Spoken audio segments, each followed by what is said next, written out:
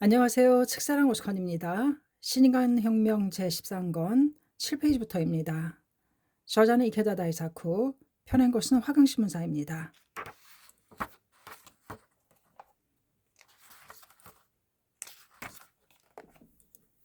금의 다리. 종교란 인간을 떠나서 존재할 수 없다. 그러므로 사회를 떠난 종교도 있을 수 없다. 니치렌 대성에는 말씀하셨다. 일체 중생이 이의 고를 받음은 모두가 이는 니치렌 1인의 고가 되느니라. 어서 758쪽. 그대들이여 참혹한 재앙이 끝없이 이어지는 이 세계를 직시하라. 그리고 고뇌가 소용돌이치는 현실에서 눈을 떼지 마라. 인간은 항상 타인의 행복과 평화를 위해 용기 내어 정의를 외쳐가야 한다. 영재찬 발언을 해야 한다. 어쨌든 행동하는 것이다. 살아간다는 것은 투쟁의 이명이다. 거기에 불법자로서의 사명이 있으며 대도가 있다. 1968년도 이미 9월로 접어들었으나 늦더위가 여전히 기승을 부렸다. 야마토 신씨는 직무 중에 잠시라도 짬이 생기면 원고지를 마주대했다. 그렇지만 좀처럼 펜은 나아가지 않는다. 여느 때 같으면 1시간에 원고지 대여섯 장은 거침없이 써내려갔을 테지만 이번에는 달랐다. 큰 줄거리는 잡혀 있으나 복잡하게 얽힌 미묘한 문제 때문에 몇 줄 썼다 싶으면 다시 고쳐 쓰고 결국엔 원고지를 찢어버리곤 하였다. 그는 9월 8일 도쿄 료쿄쿠에 있는 니온대학교 강당에서 개최될 제11회 대학부 총회에서 강연할 원고를 작성하고 있었다. 신이치는 최근 몇 년 동안 본부총회와 청년부총회에서 베트남 전쟁을 비롯하여 당시 사회가 직면해 있던 시급한 사안들을 언급하면서 그 해결을 위한 제언을 거듭하였다. 그해 5월 3일에 있었던 본부총회에서도 핵무기 문제를 언급했다. 핵무기를 보유한 5개국 미, 영, 소, 푸, 중 당사자들이 한자리에 모여 핵무기의 제조, 실험, 사용 금지와 그 폐기에 대해 논의해야 한다고 주장했다. 이데올로기나 국가, 민족, 종교 등의 차이로 분열되어 반목을 일삼는 사람들이 지구가족이라는 울타리 안에서 인간 공화의 세계를 실현하는 것이 신씨의 서원이었다. 그는 이번 대학부 총회에서 미래 영원히 이어질 중일 우호의 대화를 개척하기 위해 중국 문제에 대해 제언하기로 마음속 깊이 결의하였다. 베트남 전쟁이 끝나면 틀림없이 중국이 다음 초점이 되리라고 신이치는 생각했다. 중국은 인구 7억이 넘는 세계에서 가장 인구가 많은 나라이지만 유엔에서조차 외면당해 극단적인 고립의 길을 걷고 있었다. 게다가 중국은 미국의 거대한 힘의 논리에 강하게 반발하였다. 그것이 한반도, 타이완은 물론 동북아시아 전역에 걸친 국제적, 정치적 긴장과 불안을 유발하는 요인임을 부정할 수 없는 사실이었다. 베트남 전쟁이 상징하듯 아시아는 동서 양대 진영의 대립이 확연하였는데 미국이 자본주의 진영을 후원한 것에 비해 공산주의 진영은 소련보다도 오히려 중국의 후원을 받았다. 더욱이 중국과 소련의 관계가 악화되어 긴장이 더욱 고조되는 상황이었다. 그러한 국제정세 속에서 중국의 입장을 보자면 북부와 서부는 소련에 그리고 남부와 동부는 사실상 미국에 의해 포위된 상태였다고 할 수 있다. 이 포위망을 뚫기 위해 중국은 군사력을 더욱 강화하고 미사일과 핵 개발에 힘을 쏟았다. 그런 중국을 국제사회의 이단자로 내몬다면 아시아의 평화와 번영은 요원해질 것이다. 어쩌면 세계의 평화도 장담할 수 없는 일이 될 것이다. 그러므로 지금까지 신이치는 중국을 저 많은 나라들의 평등하게 공평한 입장에서 대화할 수 있는 국제 무대에 하루라도 빨리 등장시켜야 한다고 소리 높여 주장해 온 것이다.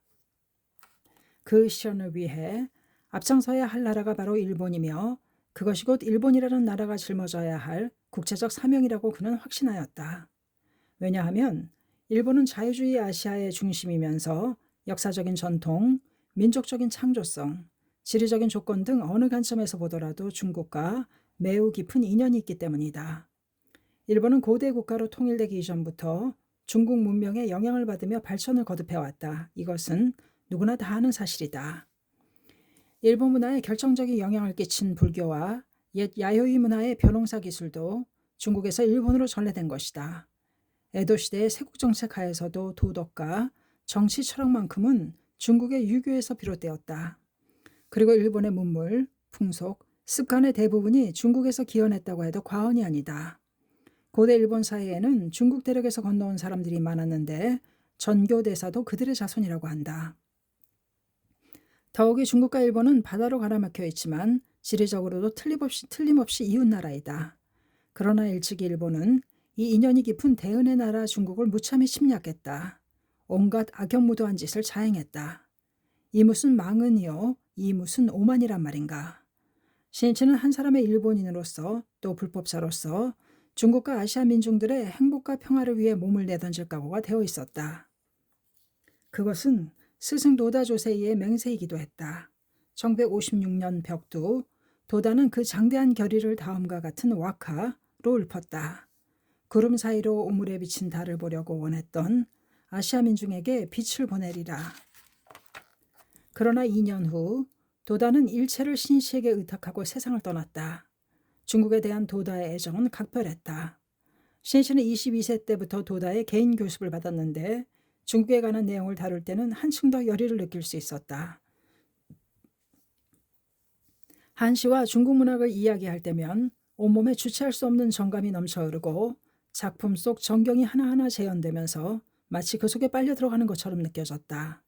신이치는 그 수업을 통해 장대한 기계와 도량을 가진 중국인의 이상과 풍부한 정신성에 깊고 강하게 매료되었다. 그렇지만 그런 중국과 일본의 관계는 제2차 세계대전 후 완전히 단절되어 20여 년이 지난 후에도 회복의 기미가 보이지 않았다. 이에 신씨는 중국을 국제무대에 등장시키고 정체된 중일 관계를 조속히 정상화해야 하는 필요성을 통감하지 않을 수 없었다. 그렇다면 제2차 세계대전 후 왜 일본은 중국과 국교를 정상화하지 못했는가? 또 중국은 왜 국제사회 속에서 고립되었는가? 그 연원은 제2차 세계대전 말까지 거슬러 올라간다. 1943년 11월에 열린 카이로 회담에서 미국의 루즈벨트와 영국의 처칠, 그리고 중국의 장제스, 이렇게 세 나라의 수뇌가 모여 전후 처리에 대하여 대화를 나누었다. 회담 결과 이 전쟁이 끝난 후 일본이 지배하고 있던 타이완과 만주, 현재는 중국 동북부 등을 중국에 반환하기로 결정하였다. 이윽고 전쟁이 끝났고 미국은 장제스의 국민당이 중국을 통일하길 바라며 후원했지만 마오쩌둥이 이끄는 중국 공산당이 내전에서 승리하여 국민당은 타이완으로 도망하고 말았다. 이리하여 1949년 10월 중화인민공화국이 건국된다. 이듬해 1월 미국의 트루먼 대통령은 미국이 중국의 내전에 개입할 생각이 없으며 타이완의 국민당에 군사 원조를 하지 않겠다는 성명을 발표했다. 그런데 그해 6월에 한국전쟁이 일어나자 공산주의가 확대되는 것을 두려워한 미국은 곧바로 방침을 바꾸어 또다시 성명을 발표했다. 그것은 미국 제7함대를 타이완 해협에 파견하여 공산 세력의 타이완 공격을 저지하는 동시에 타이완의 국민당 정부에 대해서도 중국 본토에 대한 공해군 작전의 중지를 요청한다는 내용이었다. 또 타이완의 지위에 대해서는 태평양의 안전을 소생시키고 일본과의 강화, 더 나아가 유엔의 검토를 기다려야 한다고 했다. 이것이 두 개의 중국, 즉 하나의 중국, 하나의 타이완을 낳는 내정 간섭이 아니고 무엇인가. 이러한 상황 속에서 미국 주도하에 제2차 세계대전의 연합국가 일본의 강화가 추진되어 1951년의 9월에는 샌프란시스코에서 강화회의가 개최되었다. 일본의 전쟁 상태를 종결시키고 일본이 독립할 수 있도록 하기 위한 것이었지만 일본 군국주의의 최대 피해자인 중국 측 대표와 타이완 국민당 정부의 대표조차 초청하지 않았다.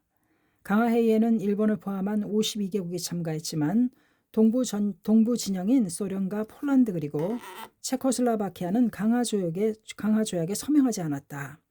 결국 대일 강화조약은 연합군 전체가 조인하는 전면 강화에는 이르지 못하고 서부 여러 나라만으로 이루어진 단면 강화가 되고 말았다. 이 강화조약과 함께 미일 안보조약을 맺은 일본은 미국의 전적으로 방위를 의존함으로써 냉전 구도하에서 새롭게 반공체제에 편입되었다. 한편 국제연합 이후에는 의연하게도 타이완의 국민당 정부를 중국 전체를 대표하는 정권으로 인정해주고 있었다. 미국은 일본의 이 국민당 정부와 강화조약을 체결하라고 종용했다. 그리하여 1952년 4월에 일본은 평화조약에 조인하게 된다. 이것이 일본과 중국의 관계가 회복 불가능하게 만든 결정적 요인이 되고 말았다. 그런 가운데 중국의 저온라이 총리는 국교가 없는 중국과 일본 사이의 무역을 중심으로 한 민간 교류를 활성화한다는 방침을 내놓았다. 실로 민중의 힘으로 관료를 움직여 중일 우호의 길을 열고자 한 것이다. 한편 일본에도 중국과의 무역을 적극적으로 추진하려는 정치가와 경제인이 있었다. 이러한 사람들의 노력이 결실을 맺어 1952년 6월에는 중일 간 민간 무역 협정이 체결된다. 그러나 1957년 2월 총리에 취임한 기시노부스케는 중국을 동반자가 아닌 대결 상대로 규정하고 동남아시아와 미국 등지를 방문하여 반공, 반중국적인 발언을 되풀이했다. 특히 타이완에서는 장제스에게 중국 본토를 회복하고자 한다면 나는 적극 지지합니다라며 본토 반격을 지지하여 중국의 맹렬한 반발을 샀다. 총리의 이러한 운동으로 결국 중일 교류의 앞날은 다시 불투명해지기 시작했다. 그런 가운데 1958년 5월 나가사키시의 어느 백화점에서 열린 중국 우표 전시회에서 한 남자가 회장에 걸린 중국 국기를 끌어내린 나가사키 국기 사건이 일어났다. 때마침 무역협정 연장을 둘러싸고 중국 국기의 개양 문제가 최대 관심사로 떠올랐다. 일본 정부는 일본에 새로 설치될 중국 민간통상대표부의 중국 국기 개양을 완강하게 거부하였다. 중국을 하나의 국가로 인정하지 않기 때문에 중국의 깃발을 개양하게 할 수 없다는 것이다. 그리고 중국 국기를 나라를 대표하는 깃발이 아닌 기물로 취급하겠다는 뜻을 명확히 밝혔다. 한편 나가사키 사건을 맡은 경찰은 중국 국기를 끌어내린 남자를 곧바로 석방해버렸다. 단지 국기가 찢어지지 않았다는 이유에서다. 중국의 입장에서 보면 국가의 명예와 자존심이 짓밟힌 사건이다. 이를 계기로 무역교섭은 결렬되었고 중일 무역은 불행하게도 중단되고 말았다. 중국은 중일 관계 개선 조건으로 다음과 같은 내용을 제시했다. 1. 일본 정부는 중국을 적대시하는 정책을 중지할 것. 2. 미국을 추종해 두 개의 중국을 만드는 음모에는 가담하지 말 것. 3. 중일 양국의 관계가 정상적인 방향으로 발전하는 것을 방해하지 말 것. 이상 세 가지를 정치 3원칙이라 명명하여 양국 관계 악화를 타개하기 위한 대전제로 삼았다. 또 정치와 경제를 분리하여 경제 교류만을 용인하는 일본 정부의 정경분리 입장을 비판하며 정경불가분 원칙을 강조했다. 중일 무역 단절은 중국에서 수입한 음식 재료와 도료용 옷을 취급하던 중화요리 식당과 중소기업 등 사회 전반에 엄청난 타격을 주었다. 저우 총리는 이 위기 사항을 타개하기 위해 중소기업 가운데 중국의 특정 물자를 공급하기를 희망하는 경우 우호 단체의 소개가 있으면 특별히 배려하겠다고 발표했다. 배려 물자라는 말로 당시 유행어가 되었다. 이로써 무역 본래의 의미가 다르긴 하지만 다행히도 중일 교역의 명맥은 유지할 수 있었다. 이 격동기에 필사적으로 중일 간의 균형을 복구하려는 인물이 있었는데 바로 국회의원 마스무라 겐조였다. 그는 옛 무사를 연상케 하는 신념에 찬 인물이다. 청춘 시절에 와세다 대학교에서 중국어를 공부했으며 제2차 세계대전 전에는 중국 본토에도 가본 경험이 있었다. 또 전쟁 후에는 후생성 장관, 문부성 장관, 농림성 장관까지 지낸 정계의 중신이기도 하다. 마스무라는 새로운 중국의 실정을 자신의 눈으로 확인하고 싶었으며 중일 간의 연락 담당이 되고자 중국 방문을 희망하였다. 저우 총리도 양국의 미래를 위해 중국을 방문하려는 마스무라의 의사를 존중하여 그를 중국에 초대했다. 1959년 가을이었다. 마스무라는 당시 76세였으며 그를 맞이한 저우 총리는 61세였다. 중국 방문은 전체 여정 1만 5천 킬로미터에 40여 일이나 소요되는 험난한 일정이었지만 마스무라는 자진해서 중국 땅을 밟았다. 앉아만 있어서는 사태가 수습되지 않는다. 행동이다. 서로 만나서 대화하는 용기가 역사를 바꾼다. 마스무라와 저우 총리는 4차례에 걸쳐 회담을 진행했다. 저우 총리는 중국을 적대시하는 일본의 정책을 엄중히 비판했다. 우호를 염원하는 사람으로서 그거는 당연한 일이다. 더욱이 총리는 미국의 강한 영향력 아래에서 일본이 군국주의를 부활시키는 것이 아닌지 깊은 우려를 나타냈다. 마스무라는 강한 어조로 호소했다. 현명한 일본인은 결코 그렇게는 하지 않습니다. 숨막히는 의론을 주고받았다. 진지하게 각기 자신들의 생각을 힘주어 말했다. 솔직하게 있는 그대로 의견을 활발히 교환했다. 이 대화를 통하여 두 사람은 중일 관계를 개선하기 위해 진력하고자 하는 불타는 열의와 인간으로서의 신의를 느꼈다. 마스무라는 미운댐을 시찰하려고 탄 열차 안에서 중일 국교 추진에 큰 힘을 발휘한 인물을 대망하는 저우 총리에게 다카사카 다스노케를 추천했다. 다카사키는 일본의 수석 대표로 반둥회의 1955년 반둥회의에 참석했기 때문에 저우 총리도 알고 있는 인물이다. 진취적 기상으로 항상 미래를 예리하게 응시해온 그는 간사이 일대의 재계를 대표하는 실업가였다.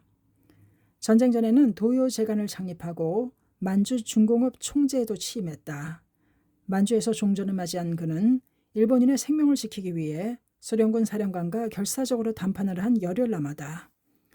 중국 전쟁 후에는 전원개발 총재를 역임하였고 대일본 수산의 회장으로 소일 어업 교섭을 위해 진력한 인물이기도 하다. 또 하토야마 이치로가 총리에 취임하자 경제심의청 장관으로 입각했으며 내각에서는 통산성 장관을 역임했다. 마스무라 겐조가 다카사키를 중일 우회 적임자로 추천한 것을 계기로 저우 총리와 다카사키의 인연은 한층 더 깊어졌으며 이윽고 새로운 무역의 길이 열리게 된다.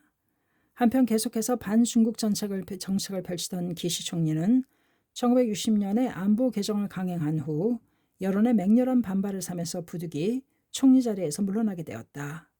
그 후임으로 등장한 사람이 1960년 7월 내각 수반으로 지명된 이케다 하야토다. 이 이케다 내각기의 일본은 고도의 경제 성장을 이룩하였고 중일 관계도 발전적인 방향으로 가닥을 잡게 된다. 저우 총리도 그동안 중단된 중일 무역을 재개하기 위해 적극적인 자세를 보였고 정치 3원칙을 전제로 한 정부 간 협정, 민간 계약, 개별적 배려라는 무역 3원칙을 명확히 밝혔다. 저우 총리는 무역협정의 원칙은 정부 간 협정이어야 한다고 생각했다. 그것은 민간 협정이라고 해도 정부의 보상이 없으면 지극히 불안정한 무역이 될 수밖에 없기 때문이다. 그러나 가령 정부 간 협정까지는 이르지 않아도 그 기업이 정치 3원칙 등을 중시하면서 우호적인 무역회사로 인정하여 민간 계약을 맺을 수 있다고 했다. 즉, 우호 무역을 할 수 있는 것이다. 더욱이 중일 무역 중단으로 위기에 처한 일본 측 기업에 대해서는 중국 측이 계속해서 개별적 배려를 하겠다고 했다. 저우 총리가 무역 3원칙을 제시하자 침체 상태에서 헤어나지 못하던 일본의 경제계는 들끓기 시작했다. 수많은 기업이 중국과 거래하기를 희망하였다. 1960년 10월에는 다카사키 다스노스케가 경제계 대표와 함께 중국을 방문했다. 우호무역 회사의 숫자도 늘어났으며 민간 계약에 의한 우호무역은 더욱 활발해졌다. 이듬해에는 중국 대표단도 일본을 방문했다.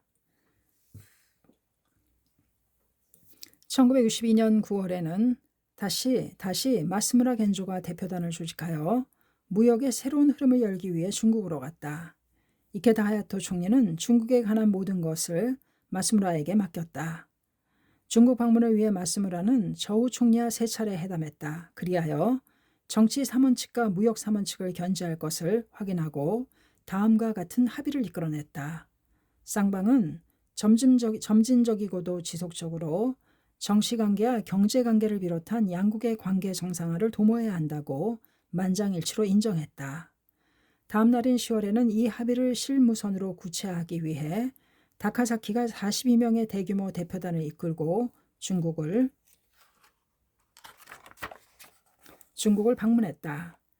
다카사키 다스노스케는 랴오 청추 중국 측 대표와 검토를 거듭하여 연불, 대금 상한을 일정 기간 늦춤, 연불을 주된 내용으로 하는 중일 종합무역에 관한 각서를 조인했다. 이것을 각서에 서명한 랴오와 다카사키 이름의 머리글자를 따서 LT무역이라 부른다. LT무역은 개별 기업이 책임을 지고 해온 우호무역과는 달리 정부와 민간이 절반씩 책임을 지는 형태로서 국교 정상화를 위한 새로운 연락 경로가 되었다. LT무역으로 양국 간 교류는 활발해졌으며 중일 관계는 새로운 국면을 맞이하게 되었다. 이렇게 중일 우호의 역사가 새로이 쓰여지는 가운데 저우 총리는 일본에서 새로운 민중 세력으로 대도하고 있는 창가케를 주목했다. 마스무라와 다카사키가 잇따라 중국을 방문했을 때 두 사람은 저마다 저우 총리에게 창가케에 대한 이야기를 전했다. 마스무라는 중국이 창가케와 교류하여 일본의 우인을 만드는 것이 중일 우호를 위해서 중요하다고 강조했다. 또 다카사키는 창가케는 지금은 비록 작은 단체이지만 결코 간과할 수 없는 서민의 단체라고 말했다.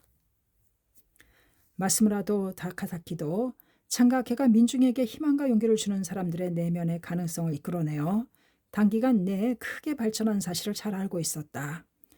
야마토 신이치는 기회가 있을 때마다 유엔은 중화인민공화국을 인정해야 한다고 호소해 왔는데 두 사람은 신이치와 중국 간에 대해서도 자세히 연구하였던 모양이다. 특히 다카사키는 시나노마치에 있는 학회본부 근처에 살면서 학회원의 생기발랄한 모습을 보고 학회에 대한 인식을 새로이 한 터였다. 저우 총리는 마스무라와 다카사키의 이야기를 들으면서 민중 속에서 태어나 민중을 조직하고 민중을 소생시킨 창가학회라는 단체에 깊은 관심을 가지게 되었다. 그러나 중국에 입수된 학회에 관한 정보는 너무 적었고 그 내용도 편협하였다. 학회는 민중을 매료시키고 파죽지세로 성장하고 있음에도 불구하고 입수한 자료에는 군대식 종교라든지 폭력적이다라는 악평이 대부분이었다. 이 무렵 저우 총리는 진실을 알고자 창가학회에 대한 조사와 연구를 지시했다. 그런 총리의 의중은 대외 정책 중앙기관인 국무원 외사판공실에 전해졌다. 그래서 그리하여 국교가 없는 일본과의 창구 역할을 담당하던 중국 인민외교학회가 조사를 착수하게 된다. 외교학회는 창가학회라는 단체가 있다는 것을 알았지만 외사판공실에서 조사할 만큼 중요한 사안이라고는 생각하지 않았다.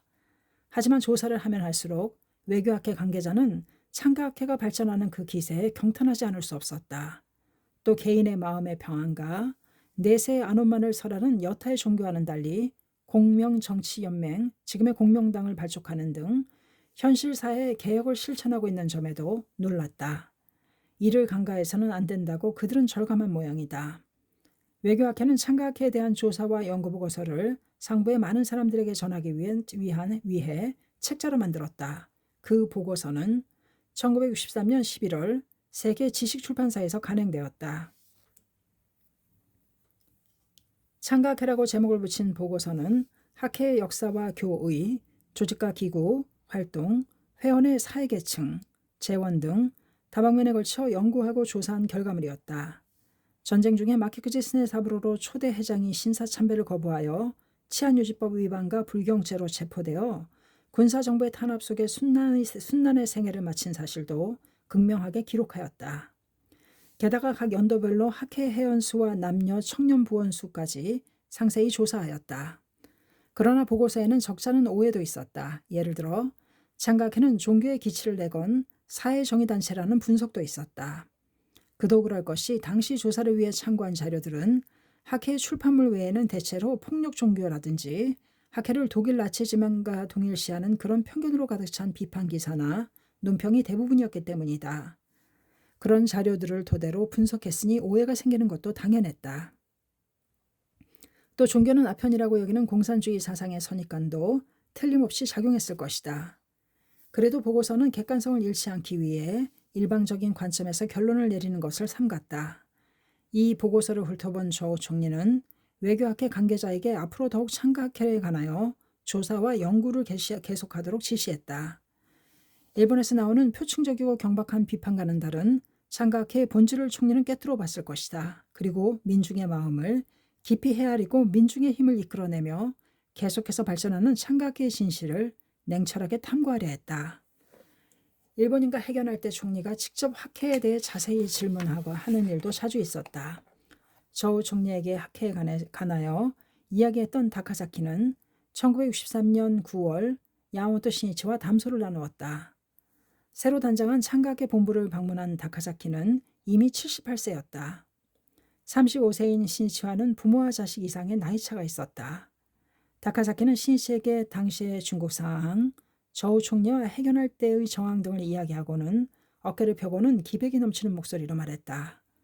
일본과 중국과 국교를 회복하여 사이좋게 지내야 합니다. 그러나 길은 아직 멀었습니다. 많은 시간이 걸릴 텐데 내 인생은 한정되어 있어 아무래도 새로운 힘이 필요합니다. 그리고는 신이치 얼굴을 가만히 바라보며 한층 더 힘주어 말했다. 당신이 그 중일고에 힘이 되어주었으면 합니다. 그 목소리에는 너무나 간절한 마음과 동시에 한 걸음도 물러서지 않겠다는 기계가 넘쳐 흘렀다. 목숨을 건 다카사키의 진지한 눈이 안경 너머로 빛나고 있었다. 신치의 가슴에 다카사키의 말이 깊이 울려 퍼졌다. 알겠습니다. 안심하십시오.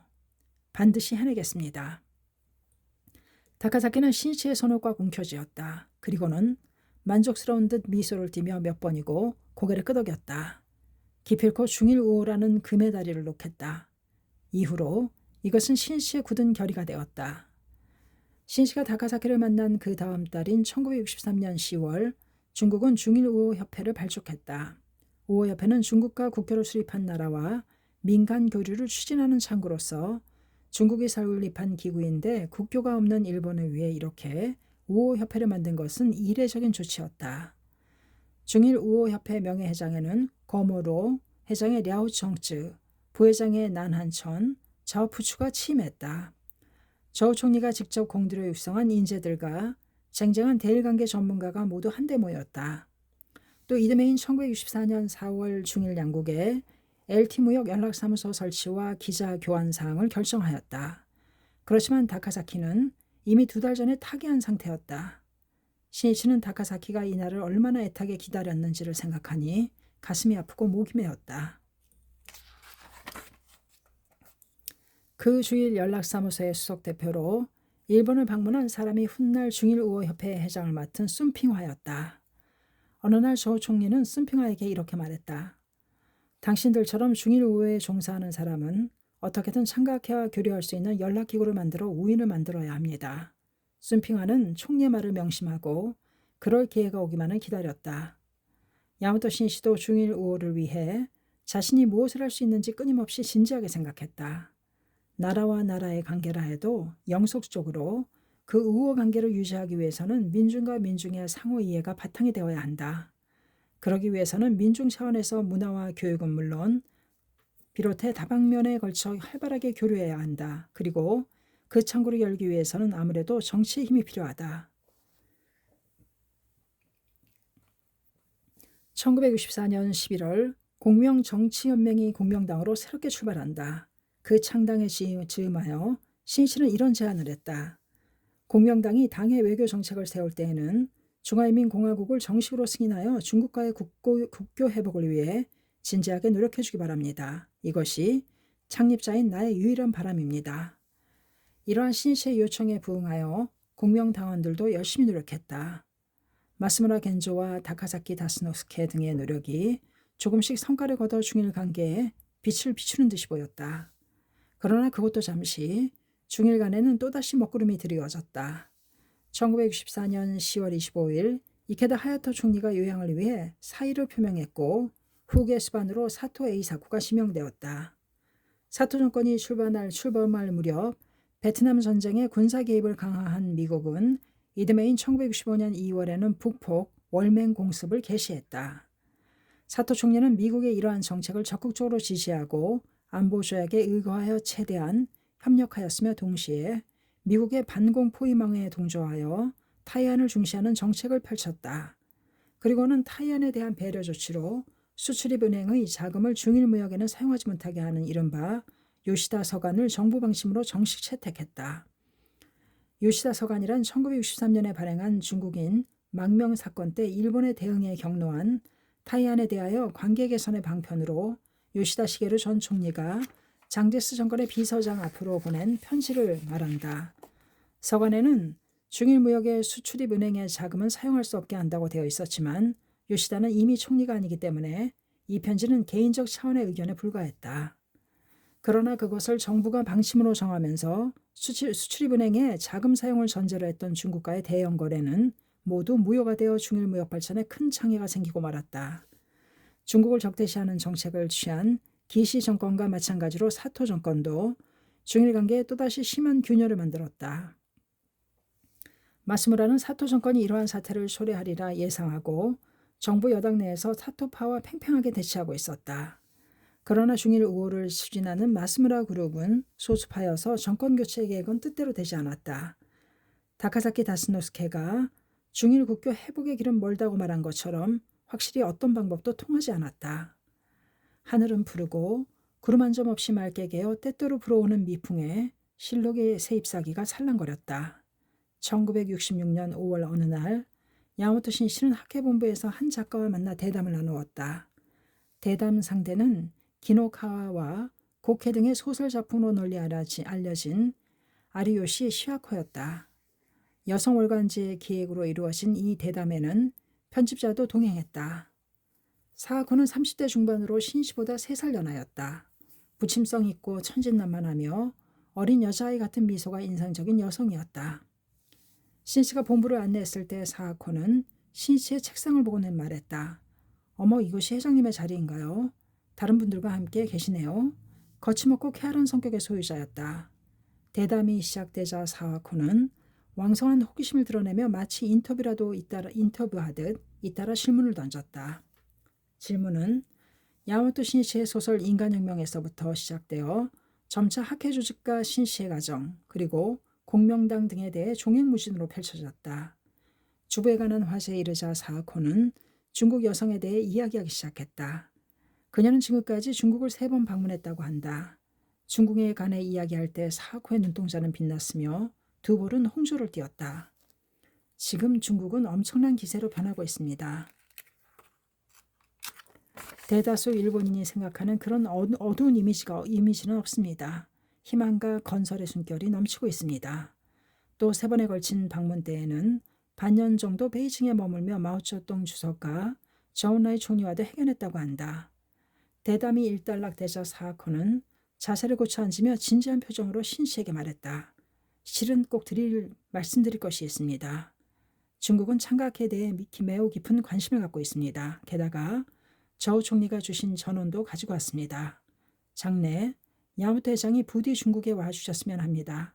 진심으로 초대하는 바입니다. 라고 전해달라고 하셨습니다. 중대한 메시지였다.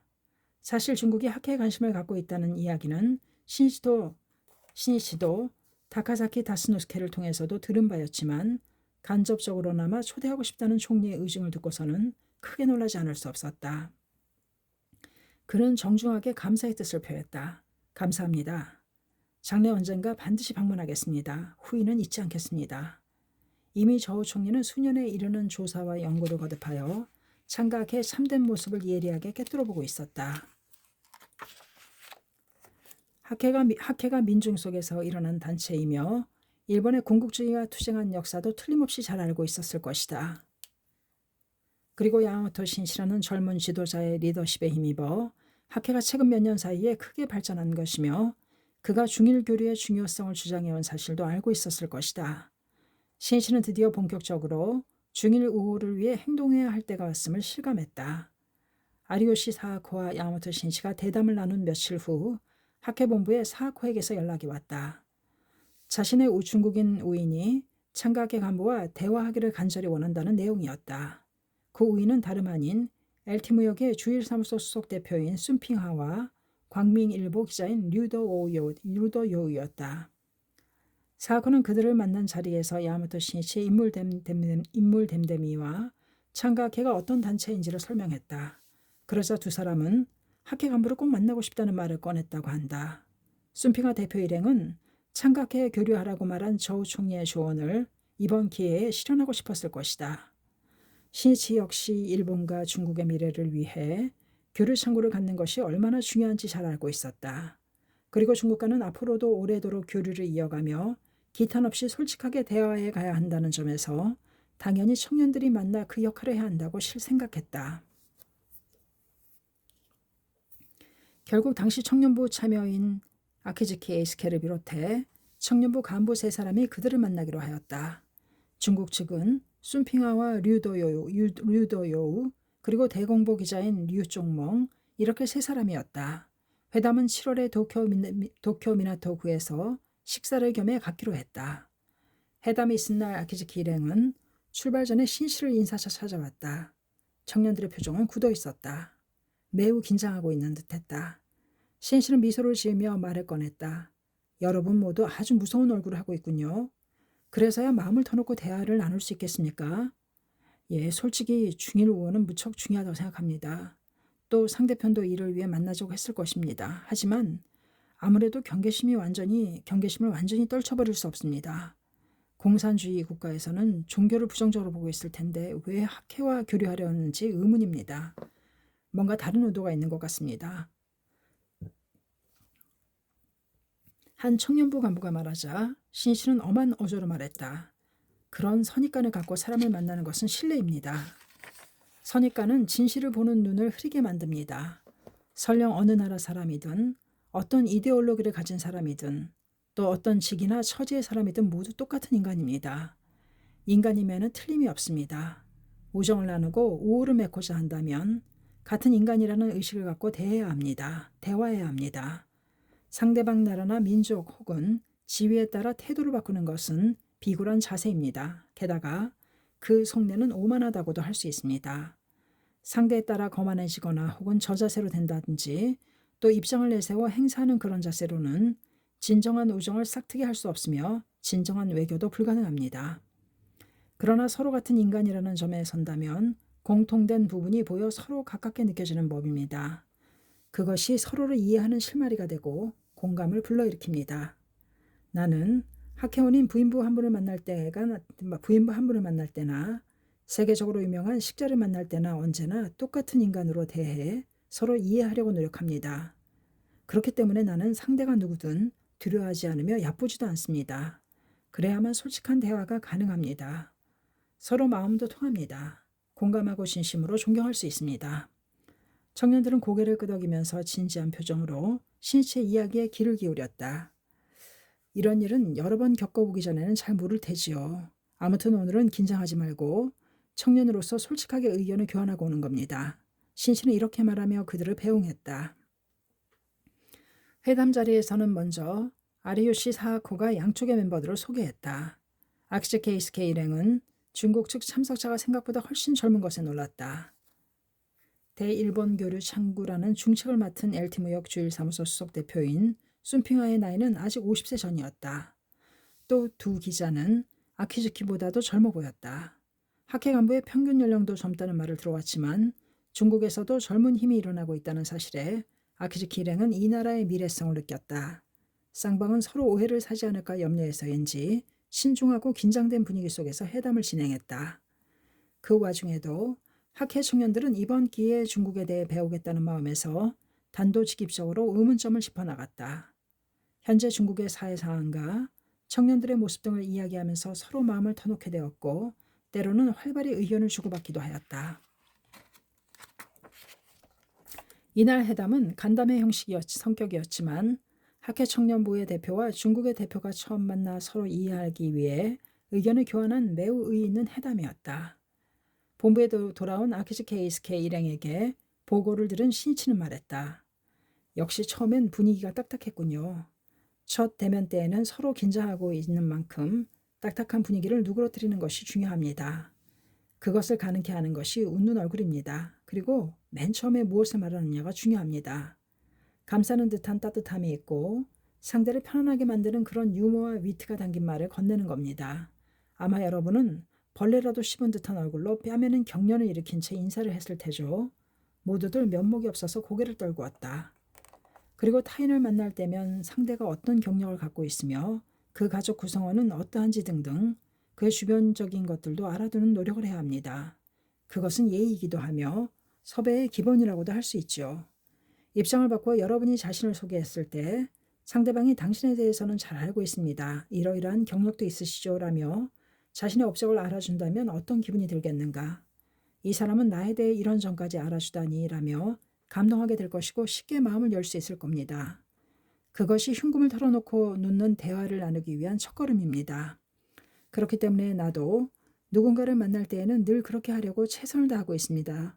만나는 분의 저서가 있으면 훑어보고 혹 그분에 관한 인터뷰 기사는 없는지 가능한 모든 자료를 수집해 머릿속에 넣어둡니다. 신씨는 훗날을 위해 청년들에게 외교에 임하는 자세를 말해두고 싶었다. 그리고 중국처럼 일본의 지배를 받은 가슴 아픈 역사를 가진 나라의 사람들을 접할 경우 우리는 먼저 그 역사를 올바르게 인식하고 있어야 합니다. 아시아에는 과거 일본군에게 육친이 학살되고 집이 타버리거나 약탈당한 나라가 많습니다. 그 나라 사람들에겐 영원히 잊지 못할 분노와 비애, 굴욕이 혼에 각인되어 있습니다. 그런데도 일본인은 태도가 애매모호합니다. 게다가 젊은 세대도 그런 과거사를 알려고 하지 않습니다. 그러면서 일본인은 오롯이 경제력을 뽐내며 아시아 여러 나라 사람들에게 오만하고 방자하게 굽니다. 이래서는 진정한 신뢰도 우정도 생길 리가 없습니다. 어느 누가 그런 나라, 그런 사람과 친분을 맺고 싶겠습니까? 우선은 역사를 올바르게 인식하여 아시아 사람들이 겪은 아픔과 괴로움을 이해해야 합니다. 그 마음을 어루만져 줘야 합니다. 그렇게 하면 일본인으로서 반성하려는 마음도 생기겠지요. 당연히 사죄의 말도 나올 겁니다. 그것이 중요합니다. 이쪽이 인간으로서 양심이 있고 진실하다는 것을 알아야 상대에게도 비로소 신뢰가 생겨나기 때문입니다. 나라와 나라의 외교라 해도 전부 사람들 간의 신뢰에서 시작됩니다. 그렇기 때문에 우리는 일본이 어떤 정책을 세워도 중국 사람들과 항상 인간성 대 인간성의 접촉을 소중히 하며 인간으로서 성의 있게 외교를 해야 합니다. 한편 사토 정권은 그 외에도 중국을 적대시하는 정책을 강화했다. 1967년 11월 미국을 방문한 사토 총리는 존슨 미국 대통령과 합의한 공동성명에서 다음과 같이 발표했다. 중국 공산당이 핵무기 개발을 추진하고 있다는 사실에 주목하여 아시아 여러 나라가 중국 공산당의 위협에서 벗어나는 것이 중요하다는 점에 합의했다. 중국은 사토 정권의 자세를 엄중히 비난했다. 중국 내에서도 프롤레타리아 문화대혁명이 맹위를 떨치며 몹시 흔들리는 분위기였다. 문화대혁명은 혁명 정신을 영속화하려는 의도에서 출발하였으며 문예와 역사학을 비판하며 수정주의와 자본주의로 기울어져가는 경향을 개혁하겠다는 것이다. 1966년 급진적인 학생들이 홍위병을 조직하자 그 움직임은 일거에 과격해졌다. 홍위병은 구사상, 구문화, 구풍속, 구습관이라는 사구 타파를 내걸고 격심한 문화대혁명의 폭풍을 일으켰다. 홍위병이라 해도 연소자는 13세 정도의 소년소녀였다. 그 문화대혁명의 제일보는 반동적이고 부르주아적인 옛 지명들을 바꾸는 것에서부터 시작되었다. 번화가인 왕푸징대로는 혁명대로로 고쳐 쓰여지고 공산주의 대도라든지 미국 제국주의를 멸한다의 의미의 멸제로라는 거리 이름이 생겨났다. 낡은 이름이 붙여진 상점의 간판은 부쉈고 고급 식당이나 골동품 가게 또는 고서점 등은 특히 비판의 대상이 되었다. 최후 통고라고 쓰여진 전단을 뿌리며 거리를 활보하는 홍위병의 모습을 보고 사람들은 두려움을 느꼈다. 그러한 파괴는 문묘, 공자를 모신 사당, 절, 교회까지 미쳤다. 더욱이 혁명 전부터 그랬듯이 지식인이나 저명한 학자, 예술가, 구지주, 홍콩 타이안 출신자 등이 잇따라 공격을 받았다. 그들은 계급 투쟁의 적, 부르주아 동물로 매도되었고 집은 엉망진창이 되고 말았다. 게다가 자아 비판을 강요당하며 삼각모자를 뒤집어 쓴 채 거리 이곳저곳으로 끌려다녔다. 중학교에서도 지식의 중요성을 부르짖자 교장과 교사 대부분이 학생들의 표적이 되었다. 이 문화대혁명은 권력 투쟁의 도구가 되어 참혹한 유혈 참사를 가져오고 말았다. 저우나이 총리도 홍위병에게 둘러싸여 집무실에 감금되는 사태까지 겪었다. 이러한 가운데 새로운 권력기구인 혁명위원회가 전국의 성과 시에 만들어졌다. 1969년에는 문화대혁명 추진파가 승리를 선언하지만 문화대혁명의 폭풍우는 아직 멎지 않았다. 문화대혁명의 소용돌이가 한창이던 1967년 8월 17일 중국과 대립의 골이 깊어진 소련 대사관에 중국인 시위대가 난입하는 사건이 일어났다. 더욱이 닷새 후인 22일에는 영국 대리대사 사무소가 영국의 홍콩 정책에 항의하는 홍위병 시위대에게 포위되었다. 이러한 일련의 사건들로 인해 중국을 비판하는 국제 여론의 쓴소리는 거세어졌다. 또 9월에는 중국 정부가 중일 기자 교환 협정에 따라 그 주재를 인정하던 신문사 중 3곳의 기자에 대해 반중국 선전을 해서 중일 우호 관계를 무너뜨렸다는 이유로 상주 자격을 취소했다. 이렇게 되자 일본 매스컴도 중국에 대해 한층 더 강한 경계심을 갖게 되었다. 일본 내에서는 중일 우호를 거론하는 것은 당치도 않다는 분위기마저 감돌았다. 그의 말로써 중국과 일본 사이에서 정치 교섭을 위해 귀중한 연락 담당을 해온 LT무역은 협정 기한이 만료되어 가고 있었다. 협정을 연장하기 위한 무역 교섭은 이듬해 2월에 이루어졌지만 이러한 중국 사태 영향으로 교섭이 극도의 난항을 처한 것도 당연하다. 게다가 내정과 외교를 장악한 조 총리에게도 문화대혁명의 폭풍이 덮쳐 강경한 외교를 할 수밖에 없는 상황이었다. 하지만 쌍방의 끈질긴 협의를 통해 LT 무역의 협정 기한을 5년에서 1년으로 단축한 중일 각서 무역 협정이 조인된다. 공지에 빠진 중일 관계 속에서 민간 계약인 우호 무역과 반간 반민의 성격을 띠는 이 각서 무역이 그나마 금방이라도 끊어질 듯한 가느다란 교류의 실로 남게 되었다. 중일 관계를 타개할 방도는 여전히 보이지 않았다. 양국의 우호를 위한 노력은 잇따라 좌절되었으며 국교 정상화를 목표로 계속해서 운동을 전개해온 사람들의 마음에는 절망과 패배감으로 깊은 어둠이 드리워졌다. 이런 사태가 계속되어 중국이 언제까지나 세계의 고아처럼 된다면 7억이나 되는 민중이 불쌍하다. 야마토 신실은 지금이야말로 중일 국교 정상화를 위한 제언을 단호히 발표해야 할 때라고 생각했다. 큰 위험을 수반하는 일인지라 누구보다 신씨 자신이 잘 알고 있었다. 8년 전에는 중일의 국교 회복을 추진하고자 미국 제국주의는 중일 공동의 적이라고 말했던 사회당 위원장인 아사누게 이네지로가 한 우익 소년의 칼에 찔려 죽은 일이 발생했다. 제언을 감행하면 창각의 본질은 공산주의라는 식의 비난이 떠들썩하게 일어나리라는 것을 신실은 잘 알고 있었다. 경우에 따라서는 이를 계기로 학회를 위험시해온 세력들에게 학회를 괴멸시키는 틈을 주게 될 수도 있었다.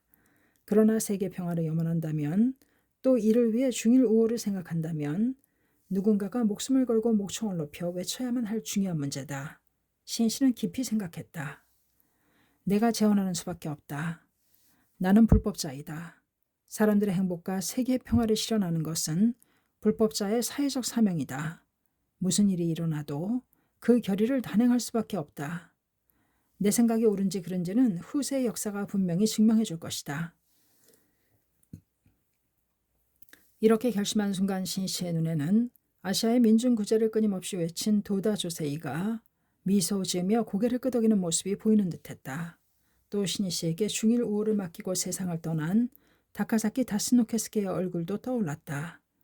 신씨는 9월 8일 개최될 대학부 총회에서 제언을 발표해 젊은 영재들에게 호소해야겠다고 결심했다. 그것은 중일 우호라는 영원한 금메다리를 쌓아 올리는 대업은 결코 한 세대에 끝낼 수 있는 일이 아니라는 것을 분명히 밝혀두고 싶어서였다. 세기를 초월한 길고도 먼 도정인 이상 자신과 똑같은 마음으로 뒤를 계승할 제자가 없으면 성취할 수 없는 일이다. 바로 그런 이유에서 신씨는 지난 수년간 평화의 물결을 확대할 후에 인제군의 제1신으로서 대학부 육성에 총력을 기울인 것이다. 신씨는 대학부 멤버들 중에서 내 제언을 실현하기 위해 생애 끝까지 뛰어줄 동지가 반드시 나올 것이라고 강하게 확신하였다. 그 무렵 대학부에서 대학별 활동에 초점을 맞춘 교내 운동이라는 새로운 흐름이 일고 있었다. 대학부의 순회 간부들은 대학부 멤버가 캠퍼스를 무대로 불법 사상에 대한 공감대를 넓히기 위해서는 각 대학마다 철저한 어설을 연찬할 필요가 있다고 생각했다. 그것은 야마토 회장의 어이구전 강의를 받은 멤버가 불법을 깊이 확신하여 눈부신 성장을 거듭하는 것을 직접 보았기 때문이다. 그런 점에서 더 많은 대학부 멤버들이 불법의 정수를 접하게 하고자 대학별 강의 개최를 기획했다. 그리하여 한 해 전인 1967년 5월에는 도쿄대학교에서 간시메 본전초와 와세다 대학교에서 개목초, 게이오 대학교에서 선시초의 강의가 진지하게 시작되었다. 이어서 7월에는 홋카이도 대학교, 교토 대학교 등 전국 7개 대학교의 대학별 강의 개최가 정해졌다. 강사는 주로 그 대학 출신의 부이사장 등의 간부가 맡기로 하였다. 대학별 강의 실시에서 가장 중요한 사항은 최고의 간부가 강사를 맡아주는 일이었다. 야마토 신씨는 대학부 순회에게 대학별 강의에 관한 구상을 듣고는 최소 간부 회의 때 이렇게 호소했다. 여러분은 나날의 활동으로 매우 바쁘실 것이라 생각됩니다. 하지만 대학부에서 강의 요청이 있을 때는 우선적으로 맡아주기 바랍니다. 나도 지금까지 어이구전이나 106개초 강의 등은 온 힘을 다해 강의했습니다. 다음 세대의 리더를 육성하는 데는 올바른 사상과 철학을 생명 속 깊이 심어주는 일이 가장 중요하기 때문입니다. 도다 선생님은 청년에게 어서를 심간에 물들여라 라고 엄하게 말씀하셨습니다. 젊은 시절의 교학을 철저히 배우고 불법 천리를 자기 규범으로 삼지 않으면 진정한 의미의 광선유포를 담당할 수 없기 때문입니다. 광선유포는 사상전이기 때문입니다. 청년들이 특히 대학부 멤버가 진지하게 교학에 임하지 않고 행사 운영 등을 흉내내는 것만 익혀서 리더가 된다면 이는 무서운 일입니다. 또 설령 교학을 공부했다 해도 단지 지식으로서 달달 외웠을 뿐 실천이 없고 자신을 훌륭하게 포장하기 위한 교학이라면 축생의 교학입니다. 불법의 위대한 정신은 사멸시키는 행위입니다. 그런 간부가 나온다면 학회에는 치명적입니다. 따라서 최고 간부인 여러분이 심혈을 기울여 강의에 임해 그들의 혼을 촉발시켜 주십시오. 그리고 교학과 진정한 이 대성인의 정신을 대학부 여러분에게 철저히 전해주기 바랍니다. 지용을 겸비한 투장은 손수 육성하기 바랍니다. 후계 육성은 최고 간부인 여러분의 몫입니다. 그러므로 대충 하면 된다는 마음으로 공부하지 않고 깊이 없는 강의를 해서는 절대로 안 됩니다. 그래서는 오히려 마이너스입니다. 대학별 강의는 미래의 광선 유포를 위해 중요하고도 중요한 기본입니다. 바쁘다고 해서 간부가 당면한 일에만 몰두한다면 장차 광선 유포도 또 학회의 미래도 없습니다. 그렇기 때문에 이렇게 여러분에게 부탁드리는 것입니다. 신씨의 말을 듣고 최고 간부들은 후계 육성의 사명을 다시 한번 자각하고 자진하여 대학별 강의를 맡았다. 대학에서도 수강생을 엄선하여 초기에는 큰 대학들도 수강 인원이 고작 수십 명 정도였다. 선발된 멤버들에게는 자신들이 대학을 대표해 수강한다는 긍지가 있었다. 연찬교재는 어휘구전, 계목초, 그리고 관심의 본전초 같은 중요한 어서였다. 강의 전에는 예습 모임도 열어 모두 진지한 자세로 공부에 힘썼다. 예습 모임이나 강의 전에는 대학 도서관에서 불교 사전 등의 참고 자료를 찾으면서 일심불란으로 어서에 몰두하는 대학부 멤버의 모습이 여기저기에 눈에 띄었다. 이 대학별 강의는 당시 대학부의 교학력을 배양하고 신앙의 골격을 형성하는 데 중요한 역할을 하였다. 1968년 대학부의 충기 활동에 대한 대해 검토할 무렵 야마토 신이치는 청년부 최고 간부와 간담할 기회가 있었다. 그때 대학부 순회 간부는 대학별 강의가 궤도에 올라 교내 활동이 활발해지고 있다고 보고했다. 신이치는 고개를 크게 끄덕이면서 말했다. 같은 대학에서 공부하는 대학부 멤버끼리 대학별 강의를 비롯하여 교내 활동을 통해 우정을 돈독히 하고 선심을 절차탕마하는 것은 대단히 중요한 일입니다. 그러나 졸업하면 모두 뿔뿔이 흩어져 사실상 만날 기회도 거의 없어지고 맙니다. 그래서 말인데 한차원 더 깊이 고민하여 생애에 걸쳐 우정을 키우고 광선유포의 사명을 더 확인할 수 있는 그런 방법을 모색하면 어떨까 합니다. 대학부 순회는 당황스러웠다. 미처 생각하지 못한 일이었다. 나는 이미 생각하고 있었습니다. 예를 들면 졸업생을 포함하여 대학마다 인재그룹을 결성하는 겁니다. 이것을 대학회라고 불러도 좋겠죠. 몇 년쯤 지나 2기, 3기로 결성하는 것도 좋겠지요. 그리고 대학회로서 서로 연계를 맺고 가끔은 다 함께 모여 서로 격려하는 겁니다. 대학을 졸업하여 사회에 진출하면 갖가지 장애와 알력이 있기 마련입니다. 그때 청춘 시절의 맑고 깨끗한 맹서를 잊지 않고 전진해 가기 위해서는 서로 격려할 수 있는 우인이 중요합니다. 또 대학회가 만들어지면 졸업 선배와 재학생의 연대도 돈독해지겠지요. 야마토 회장의 이야기를 들은 대학부 순회는 감탄했다. 훌륭한 포석이라고 생각했다. 여러분이 모두 찬성한다면 곧바로 대학회를 결성합시다. 예, 그렇게 하겠습니다. 잘 부탁드립니다. 그러나 한 번에 결성하는 게 아니라 대학별 강의를 착실히 확충하는 것처럼 조금씩 넓혀가는 겁니다. 마침 그 자리에 도쿄대학교 출신자가 몇 명 있었기에 일단 도쿄대학교부터 도쿄대학회라는 명칭으로 착수하면 어떻겠냐고 신이치는 제안했다. 신이치는 하루하루를 한 달, 아니 그 이상으로 가치 있게 만들고 싶다는 마음으로 동분서주를 거듭하여 투쟁했다. 최초의 대학회가 된 도쿄대학교의 결성식이 신씨가 참석한 가운데 4월 9일 저녁에 개최되었다. 그는 자신이 직접 정성을 들여 인재를 육성하겠다고 결심한 터였다. 도쿄대학회는 재학생과 졸업생 가운데 선발된 50여 명의 멤버로 구성되었다. 결성식은 신씨와 식사를 하며 의견을 교환하는 간담 형식으로 진행되었다. 초반에 신씨는 대학회의 의의에 대해 이야기했다.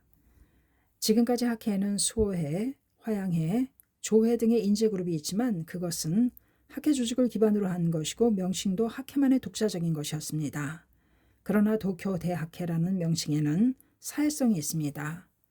그러한 이름을 붙인 그룹은 학회 내에서는 처음입니다. 그것은 무엇을 의미하는가? 세간의 모든 법은 그 이치를 끝까지 밝히면 전부 불법이 되고 불법은 즉 세간의 법이 됩니다. 그러한 불법 즉 사회를 나타낸 인재그룹이 바로 대학회입니다. 그러므로 여러분은 영원히 광선유포의 지도자로서 살며 아울러 세웅, 세상의 영웅, 부처의 벼로, 세웅이 되어 사회에서 크게 활약하면서 사람들의 행복을 위해 끝까지 살아가기 바랍니다. 바로 거기에 대학회의 사명이 있습니다. 또 그것은 내 염원이기도 합니다. 이어 참석한 멤버들은 인종문제 해결 방안이나 복지 경제가 갖추어야 할 본연의 모습 등 다방면에 걸쳐 신이치에게 질문했다. 신이치는 사회 재반 문제를 자신의 테마로 삼아 새로운 길을 모색하는 멤버들의 진지한 모습을 보고 기뻐했다. 도쿄대학회에 이어 4월 26일에는 게이오 대학회가, 5월 22일에는 오차노미즈 대학교, 도쿄여자대학교, 니온여자대학교, 지센여자대학교 등으로 이루어진 여자대학회가 찬생했다. 더욱이 7월에는 도쿄의 히토스바시 대학교, 간사이의 교토대학교, 도시샤대학교, 오사카대학교, 고베대학교의 대학회가 결성되었다. 그리고 8월에 열린 대학부 학예 강습회 때에도 규슈대학교, 도호쿠대학교 등의 대학회 결성식이 개최되었다. 신씨는 모든 대학회 결성식에 기꺼이 참석하여 청년들과 의의 있는 대화로 시간을 보냈다. 그는 멤버 한 사람 한 사람을 자신의 생명에 단단히 새겨두고자 필사적인 자세로 임했다. 취직이나 결혼 같은 인생 진로에 대해서도 상담해 주었다. 각자의 가정 상황에도 정성껏 귀를 기울였다. 신씨는 서로 동지로서 모두의 생애를 지켜보겠다고 깊이 결의했다. 대학별 강의와 대학회가 대학부 멤버들에게 광선유포의 모든 책임을 맡고 일어서는 후계의 깊은 사명을 자학시키는 계기가 되었음은 말할 나위도 없다. 때마침 일본 열도 전역에서 대학 분쟁의 폭풍이 확대되고 있었다. 그런 가운데 대학부 멤버들은 불법의 중도주의라는 관점에서 분쟁을 해결하는 방도를 파헤쳐 나가고 스스로 힘차게 사상투쟁의 불꽃을 태웠다. 그리하여 학대의 실력을 훌륭히 나타내고 대학부 총회를 맞이하고자 부푼 가슴을 안고 날이면 날마다 뜻있는 불법 대화의 꽃을 진지하게 피워갔다. 1968년 9월 8일 새로운 역사를 향해 출범하는 제11회 대학부 총회가 오전 11시부터 도쿄 료코쿠의 니온대학교 강당에서 성대하게 개최되었다. 해합 장소인 강당 정면에는 검은 붓글씨로 커다랗게 쓰여진 영지라는 글자가 걸려 있었다. 이 강당의 커다란 원형 지붕의 노도와 같이 메아리치는 박수 소리와 환호성의 젊은 생명의 힘이 넘쳐 흘렀다. 총회는 대학의 사명이라는 연구 발표를 시작으로 인간을 회복하기 위한 태동, 21세기의 사조라는 제목의 주장 발표가 있었다. 이윽고 이날을 위해 대학부 유지가 작사 작곡한 애창가 생명의 세기가 연주된 다음 구제도 오사카 고등학교 기숙사가 아 여명은 가까워졌노라 합창이 있었다. 아 여명은 가까워졌노라. 아 여명은 가까워졌노라. 일어서라 우리의 멋 자유의 아들 왕릉산 아래 열혈남아. 올바른 언론은 완전히 사라져 철인의 말에도 귀 기울이지 않는 이 시대. 아 여명은 가까워졌노라는 야마모토 신이치가 간사이를 방문하여 7월에 오사카 대학교와 고베 대학회 합동 결성식 때 오사카 대학부 멤버가 부른 노래다. 오사카의 대학생들이 대대로 불러온 이 노래는 대학부 멤버들도 매우 좋아하는 노래다. 당당한 곡조와 세상을 구제하겠다는 열정이 가득 넘치는 노랫말이 학회 정신과 흡사하게 느껴졌다. 오사카 멤버들은 자신들의 대학회가 결성식을 한다는 연락을 받자 이 기회에 꼭 광선 유포를 향한 우리의 기계를 그 노래에 담아 합창하자는 마음이 솟구쳐 올랐다. 신이치는 멤버들의 열창을 들었을 때 충격에 가까운 감동을 받았다. 이 노래에 맥동하는 기계는 새로운 시대의 막을 열고자 하는 창가의 기상과 다름없다고 여겨졌기 때문이다. 그리하여 이후로도 다 함께 부르자고 제안했다. 대학부 총회에서 한 대합창은 1만 수천 명이 되는 청년들의 마음을 하나로 만들었다. 생명의 세기에 여명을 열겠다는 열기 속에서 진행된 회합은 어느새 간부 인사 순서로 이어졌다. 아오타 스스무 청년부장과 주조기 요시 총무 등의 지도가 끝나고 이윽고 야마토 신이치의 강연이 시작되었다. 회장 강연, 야마토 선생님.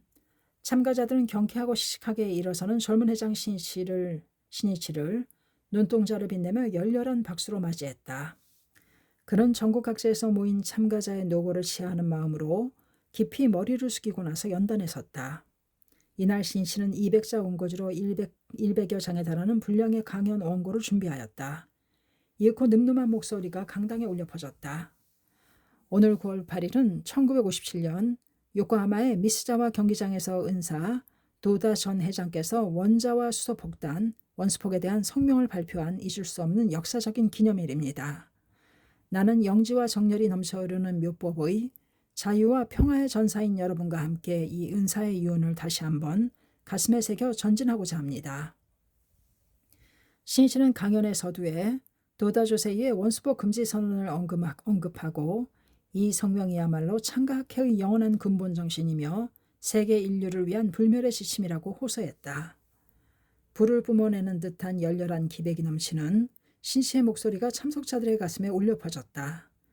나는 세계에서 비참이라는 두 글자를 없앨 때까지 여러분과 함께 전 생명 그리고 전 생애를 걸고 이 은사의 정신을 계속 호소하며 횡포와 증상만을 부리는 권력자들과 단호히 투쟁할 결의입니다. 그 말에는 앞으로 발표할 제언에 대한 신씨의 남다른 각오를 느낄 수 있었다. 모두 큰 박수를 보내면서 마른 침을 삼키고 신씨의 말을 기다렸다. 신씨는 우선 전국으로 확대된 대학 분쟁을 언급했다. 그해 주조대학교, 도쿄대학교, 와세다 대학교, 니온 대학교 등에서 학생들이 잇따라 동맹 휴교에 돌입했다. 그것은 곧 전국으로 확산되었는데 7월 초순에 발표된 경찰청 보고에 따르면 이미 분쟁 중인 대학이 54개에 달했다. 학생들이 동맹 휴교를 한 원인과 그 경과도 대학에 따라 다양했다. 도쿄대학교처럼 의학부의 의사 등록 제도 도입 과정에서 분쟁이 생긴 경우가 있는가 하면 니온대학교처럼 용도가 불명한 대학 격리의 금전 문제를 추궁하다 분쟁으로 발전한 경우도 있었다. 또 등록금 인상, 총장 선거, 캠퍼스 이전, 학생회관 건설 등이 분쟁의 빌미가 되었다. 이에 대한 대학 측의 대응도 각양각색이었는데 대체로 권위적이고 위압적이어서 학생들의 의견이 받아들여지는 경우는 거의 없었다. 학교 건물을 점거한 학생들을 해산시키기 위해 기동대를 투입하는 대학도 있었다. 이러한 대학 측의 강경책은 점점 더 학생들의 분노에 기름을 끼얹는 격이 되었고 이 운동은 전 대학으로 확산되었다.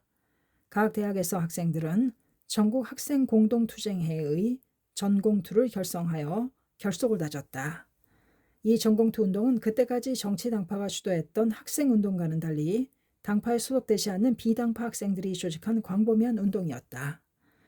이 운동의 저변에는 대학을 본연의 모습으로 바로잡고 학원의 민주화를 이루려는 학생들의 바람이 깔려 있었다.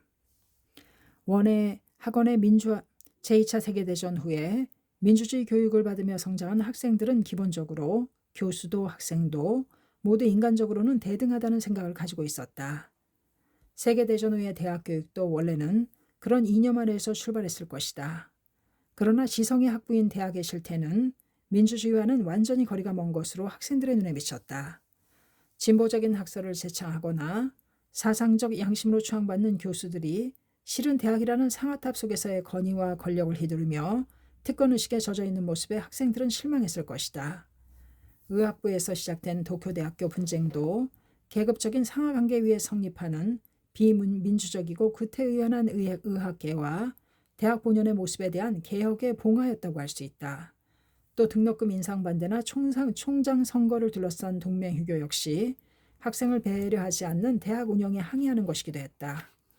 야마토 신시는 그런 학생운동에 대해 그저 위에서 압력을 가하는 대학 측의 잘못을 바로잡고 싶었다. 그는 대학마다 분쟁의 계기는 다르나 결국 공통된 문제는 교수의 정신 상태가 노령화함에 따라 정렬이 결여되어 그것이 학생과의 거리감을 만들고 있다고 지적하였다. 근본적으로는 학생과 교수 사이의 이질감, 즉 세대 단절의 진짜 원인이 있다고 나는 말하고 싶습니다. 다시 말하면 이 문제에 진지하게 임하여 교수와 학생 사이에 벌어진 틈을 메우지 않는 한 지금의 학생운동 이른바 대학의 위기를 결코 해결할 수 없다고 생각합니다. 교육의 본질은 곧 촉발에 있다. 대학 교육이라 해도 최고의 교육 환경은 교원 자신이다. 교수가 항상 향상하려는 정열을 갖지 않으면 학문 세계에서도 뒤처지고 인간으로서도 생기가 결여되어 지적 촉발도 또 혼의 촉발도 불러일으킬 수 없다. 그런 상태에서 대학 교수라는 권위를 등에 업고 학생을 얕보며 억누르려 한다면 머지않아 반드시 반발에 부딪힐 것이다. 신시는 교원 개혁이 있어야 비로소 대학 분쟁이 해결된다는 점을 명확하게 제시했다. 다음 화제는 지난달 일어난 바르샤바 조약기구 군의 체코슬라비아 침공 사건으로 옮겨졌다. 그해 1월 체코슬라바키아에서는 소련의 압박에도 불구하고 순회 교체가 이루어졌으며 A. 둡체크가 46세의 당 제1서기에 취임했다. 그는 인간의 얼굴을 한 사회주의를 내걸고 검열 폐지를 통한 언론의 자유, 결사, 집회, 정치적 신념의 자유, 더 나아가 국외 여행과 국외 체제에 대한 자유에 관한 권리를 인정하는 등 잇따라 자유화를 추진했다. 수도 프라하를 비롯해 체코슬라바키아에 찾아든 자유의 숨결을 가리켜 프라하의 봄이라 했다. 그렇지만 소련은 이 자유화의 민주화 물결이 확산되는 데 강한 위기의식을 느꼈다. 그리하여 마침내 8월 22일 바르샤바 조약기구군 소련, 폴란드, 헝가리, 불가리아 동독이 출동 이 체코슬라바키아를 침공하고야 만다. 다음 날 21일에는 수도 프라하를 점령.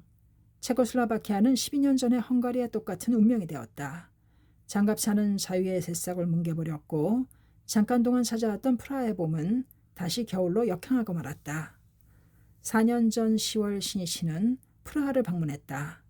그 아름다운 고도의 거리에서 자유를 갈망하는 사람들의 꿈이 무력에 의해 짓밟힌 것을 생각하니 신이치는 참을 수 없는 분노를 느꼈다. 그런 불행을 되풀이하지 않도록 하기 위해 지금 그는 사력을 다해 외치고 있는 것이다. 신이치는 그와 같은 무력 개입은 아시아에서 미국이 베트남을 침공한 것과 마찬가지로 약소국에 대한 강대국의 억압이며 나치의 무력 침략과 똑같은 계열에 속하는 것이라고 단호히 말했다. 소련은 사회주의라는 간판을 내걸고 인간성을 억압하고 미국은 자유주의의 깃발을 내걸고 생명의 존엄을 유린하고 있습니다. 어떠한 대의명분을 내세워도 무력으로 한 나라의 자유와 독립 그리고 인간의 존엄을 짓밟는 행위는 바로 악마의 소행이기에 단연코 배척해야 한다고 나는 강력히 호소하는 바입니다. 신시의 언변은 날카로웠다. 도대체 인류는 강대국이 약소국을 지배하고 유린하는 이런 약육강식의 권력주의를 언제까지 방치해둘 것인가? 또 사회주의든 자유주의든 근본 취지는 인간의 행복을 위해 존재해야 한다. 그런데 그런 제도나 이데올로기가 우선시되고 그 무엇과도 바꿀 수 없는 존귀한 인간의 생명을 위협하고 있다. 신시는 이렇듯 본말이 전도된 현실을 개혁하고 진실된 인간성의 세계를 열기 위해서는 무엇보다 생명의 존엄을 입증하는 확고한 철학을 근본으로 한 거대한 운동이 불가결하다고 역설했다. 니치렌 대성인의 위대한 생명 철학을 수시한 우리의 실천가 투쟁이야말로 기존의 권력주의의 아성을 철저하게 타파하고 수천 년에 걸쳐 이어져 온 역사의 종지부를 찍는 진실한 생명의 세계를 위한 본류의 힘을 깊이 자학합시다. 우리와 같은 박수가 울려 퍼졌다. 모든 참가자들의 얼굴은 결의에 빛나고 있었다. 신실은 한층 더 힘이 들어간 목소리로 말했다. 이 자리에서 나는 중일 문제를 언급하고자 합니다. 이러한 시점에 중일 문제를 논하는 것은 시기가 적절하지 않다고 말하는 사람도 많을지 모릅니다. 그러나 우리가 추구해온 지구민족주의, 세계민족주의의 이념으로 보아도 중국 문제는 어떻게든 언급해야만 하는 다급하고도 중요한 사안입니다. 나는 어디까지나 일본인의 한 사람으로서 또 미래의 평화를 담당하는 한 청년으로서 여러분과 함께 이 문제를 생각하고자 합니다. 드디어 이날의 최대 테마인 중국 문제에 들어왔다. 그는 문제 해결 방도로 다음에 세 가지로 호소했다. 첫째, 중국의 존재를 정식 승인하고 국교를 정상화할 것. 둘째, 유엔에서 정당한 지위를 회복할 것. 셋째, 경제적 문화적인 교류를 추진할 것. 이 총회에는 일본 국내는 물론이고 해외에서도 신문과 텔레비전 등 다수의 보도 관계자들이 몰려들었는데 그가 중국 문제를 언급할 때부터 보도신들이 활기를 띠기 시작했다.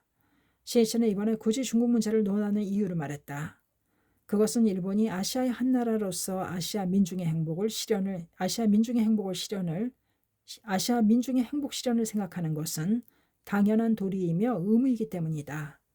또 일본과 중국 사이의 여러 문제는 그 옛날 중일 전쟁의 연장선상에 있는 것이기 때문에 미래를 살아갈 양국의 청년에게 이전의 전쟁 상처를 무거운 짐으로 남기는 경우가 있어서는 결코 안 된다는 생각에서였다. 그는 호소했다. 여러분이 사회 중액이 되었을 때에는 일본의 청년도 중국의 청년도 손을 맞잡고 평화로운 세계를 건설하기 위해 서로 미소를 주고받으며 일할 수 있어야 합니다. 일본과 중국을 축으로 아시아의 모든 민중이 서로 돕고 지켜주게 되었을 때 비로소 오늘날 아시아를 뒤덮은 전쟁의 잔혹함과 빈곤의 먹구름이 완전히 사라지고 희망과 행복의 태양이 찬란히 비추는 시대가 올 것이라고 말씀드리는 바입니다. 신씨는 제안을 단행한 이유를 평화라는 관점에서도 명확히 밝혔다. 나는 결코 공산주의 예찬론자가 아닙니다. 오로지 국제사회의 동향을 살펴본 결과 아시아는 물론이고 세계 평화를 위해서는 어떠한 나라와도 사이좋게 지내야만 한다는 사실을 호소하고 싶은 것입니다. 핵무기가 인류를 위협하는 오늘날 인류를 파멸해서 구할 수 있느냐 없느냐는 국경을 초월한 우정을 확립할 수 있느냐 없느냐에 달려있다고 해도 과언이 아닙니다. 중국 문제를 굳이 논하는 것도 바로 이 한 가지 점 때문이라는 것을 이해해 주시기 바랍니다. 이 문제를 해결하지 않고서는 1차, 2차 세계대전과 같은 사태가 다시 일어나지 않는다고 아무도 장담할 수 없습니다. 우정이라는 말에서 느낄 수 있듯이 신씨는 단순히 국가의 대응을 논한 것이 아니라 민중 차원에서 중국 그리고 세계와의 연관성을 생각하고 있었다. 국교도 그 본인은 인간의 교류, 민중의 교류에 있다. 우정과 신뢰의 유대를 인간 사이에 맺어야 한다. 국가라고 해도 그것을 움직이는 것은 인간이기 때문이다.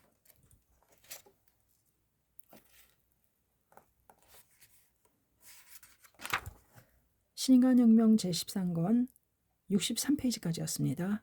감사합니다. 책사랑 오지콘이었습니다.